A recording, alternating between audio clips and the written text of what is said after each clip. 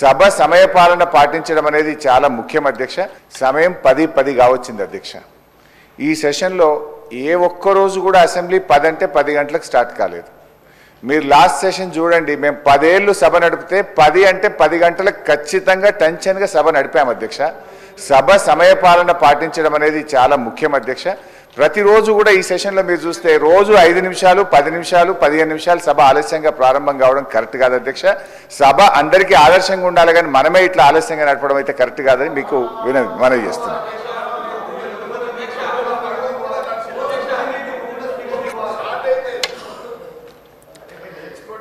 రైతు భరోసా పై స్వల్ప వ్యవధి చర్చ.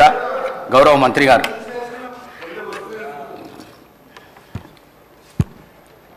అధ్యక్ష, ఈనాడు అతి ముఖ్యమైనటువంటి రాష్ట్ర రైతాంగ